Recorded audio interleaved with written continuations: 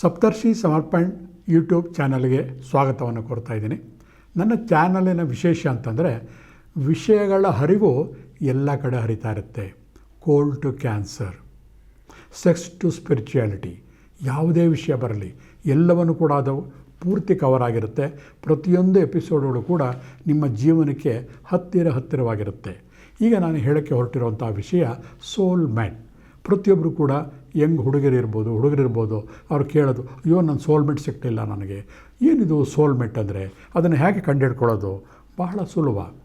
ಒಂದು ವ್ಯಕ್ತಿ ನಿಮ್ಮ ಸೋಲ್ಮೇಟ್ ಅಂತ ಆಗಬೇಕಾದ್ರೆ ಹುಡುಗ ಇರ್ಬೋದು ಅಥವಾ ಹುಡುಗಿ ಇರ್ಬೋದು. ಆ ವ್ಯಕ್ತಿ ನಿಮ್ಮ ಜೊತೆ ಫೋನ್ನಲ್ಲಿರ್ಬೋದು ಅಥವಾ ದೂರದಲ್ಲಿರ್ಬೋದು, ಹತ್ತಿರದಲ್ಲಿ ಎದುರುಗಡೆನೇ ನಿಂತ್ಕೊಂಡಿರ್ಬೋದು.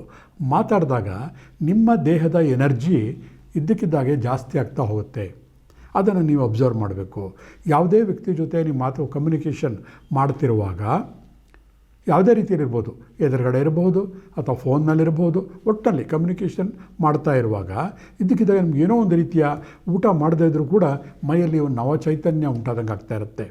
ಆ ವ್ಯಕ್ತಿಯನ್ನು ಕಣ್ಣಲ್ಲಿ ಕಣ್ಣಿಟ್ಟಬೇಕು, ನೋಡಬೇಕು ಅನಿಸ್ತಾ ಇರುತ್ತೆ. ಅಷ್ಟೇ ಅಲ್ಲ, ಎಲ್ಲೋ ಒಂದು ಕಡೆ ನೀವು ಹೇಳುವ ವಿಷಯ ಅವನು ಹೇಳುವಂತಹ ವಿಷಯ ಎಲ್ಲೋ ಒಂದಕ್ಕೊಂದು ಲಿಂಕ್ ಆಗಿರುತ್ತೆ. ಇಲ್ಲ ನಿಮ್ಮ ಜಾತಿಯವನೇ ಆಗಿರ್ತಾನೆ, ಅಥವಾ ನಿಮ್ಮ ಮನೆದೇವರು ಅವನ ಮನೆದೇವರು ಒಂದೇ ಆಗಿರುತ್ತೆ, ಅಥವಾ ಜಾತಿನೂ ಬೇರೆ ಮನೆದೇವರು ಬೇರೆ ಅಂತಂದರೆ ಅವನ ಆಸೆಗಳು ನಿಮಗೂ ಇಷ್ಟ ಆಗ್ಬೋದು. ಅವನಿಗೆ ಜಾಮೂನು ಇಷ್ಟ ಆದರೆ ನಿಮಗೂ ಜಾಮೂನು ಇಷ್ಟ, ಅವನಿಗೆ ಆ ಜಿಲೇಬಿ ಇಷ್ಟ ನಿಮಗೂ ಜಿಲೇಬಿ ಇಷ್ಟ, ಅಥವಾ ಅವನಿಗೆ ಮೌನವನ್ನು ಇಷ್ಟಪಡ್ತಾರೆ ಅಂದರೆ ನೀವು ಇಷ್ಟಪಡ್ತೀರ. ಹೀಗಾಗಿ ನಿಮಗೇ ಗೊತ್ತಿಲ್ಲದ ಹಾಗೆ ಕೆಲವೊಂದು ಸಾಮಾನ್ಯ ಒಂದು ವರ್ಗೀಕರಣ ಅಂತ ಹೇಳ್ತೀವಿ, ಸೇಮ್ ಸಿಮಿಲ್ಯಾರಿಟೀಸ್ ಕಾಣ್ತಾ ಬರ್ತಾ ಇರುತ್ತೆ. ಇನ್ನು ಆಳಕ್ಕೆ ಹೋದಂಗೆ ಅವನು ಸೊಸೈಟಿಗಳನ್ನು ಹೇಗೆ ಅಬ್ಸರ್ವ್ ಮಾಡೋಕ್ಕೆ ಇಷ್ಟಪಡ್ತಾನೆ, ನೀವು ಅದೇ ಥರ ಇಷ್ಟಪಡ್ತಿರ್ತೀರ. ಈ ಸೋಲ್ಮೆಂಟ್ ಅನ್ನೋದು ಒಂಥರ ಸ್ಪಿರಿಚುಯಾಲಿಟಿ ಆ್ಯಂಡ್ ಮೆಟೀರಿಯಲಿಸ್ಟಿಕ್ ವರ್ಲ್ಡ್ ಎರಡಕ್ಕೂ ಕೂಡ ಬಾಂಧವ್ಯವನ್ನು ಸೃಷ್ಟಿಸುತ್ತೆ. ಎಷ್ಟೋ ಸತಿ ಮದುವೆ ಆಗಿರಬಹುದು, ಆದರೆ ನಮ್ಮ ಸೋಲ್ಮೇಟ್ ಬೇರೆ ಇರ್ತಾರೆ. ಎಷ್ಟೋ ಸತಿ ಸೋಲ್ಮೇಟ್ಗಳು ಸಿಗ್ತಾರೆ, ಬಟ್ ನಮ್ಮ ಮದುವೆ ಆಗೋಕ್ಕೆ ಸಾಧ್ಯನೇ ಇಲ್ಲ. ಇದಕ್ಕೆ ಕರ್ಮ ಸಿದ್ಧಾಂತ ಅಂತ ಹೇಳ್ತಾರೆ. ಆದರೆ ಯಾವ ವ್ಯಕ್ತಿ ಜೀವನದಲ್ಲಿ ಪುಣ್ಯವನ್ನು ಮಾಡಿರ್ತಾನೆ, ಅವನ ಜೀವ ಮಾರ್ಗದಲ್ಲಿ ಒಂದು ಸತಿ ಅವನ ಸೋಲ್ಮೇಟ್ ಅವನಿಗೆ ಸಿಗ್ತಾನೆ ಬಂಧುಗಳೇ. ಸೋಲ್ಮೇಟ್ ಅಂದ ತಕ್ಷಣ ಮದುವೆನೇ ಆಗಿರಬೇಕು ಅಂತೇನಿಲ್ಲ. ಫ್ರೆಂಡ್ ಆಗಿರ್ಬೋದು, ಆಫೀಸರ್ ಒಬ್ಬ ಅಧಿಕಾರಿ ಇರ್ಬೋದು, ಅಥವಾ ನಮ್ಮ ಟ್ರೈನ್ನಲ್ಲಿ ಪ್ರಯಾಣ ಮಾಡುವಾಗ ಅಥವಾ ಫ್ಲೈಟಲ್ಲಿ ಹೋಗುವಾಗ ಸಿಗುವಂತಹ ಒಂದು ವ್ಯಕ್ತಿ ಇರ್ಬೋದು. ಒಂದು ಸತಿ ಕನೆಕ್ಷನ್ ಆಗಿಬಿಟ್ರೆ ಆ ಕನೆಕ್ಷನ್ ಬಿಟ್ಟು ಹೋಗೋದಿಲ್ಲ.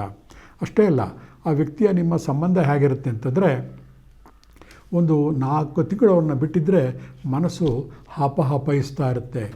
ಯಾವಾಗ ಅವನ ಹತ್ರ ಮಾತಾಡ್ತೀನೋ. ಆಮೇಲೆ 5 ತಿಂಗಳಾದರೂ ಕೂಡ ನಿಮ್ಮ ರಿಲೇಷನ್ನು ಫೇಡ್ ಔಟ್ ಆಗೋದಿಲ್ಲ. 5 ತಿಂಗಳಾದಮೇಲೆ ಕೂಡ ಅವತ್ತು ನೀವು ಮಾತಾಡಿಸಿದಾಗೇ ಇವತ್ತು ಪ್ರೀತಿಯಿಂದ ಮಾತಾಡ್ತಿರ್ತೀರ. ಅವ್ರು ಮಾಡುವಂಥ ಯಾವುದೇ ತಪ್ಪುಗಳು ನಿಮಗೆ ತಪ್ಪಾಗಿ ಕಾಣೋದಿಲ್ಲ.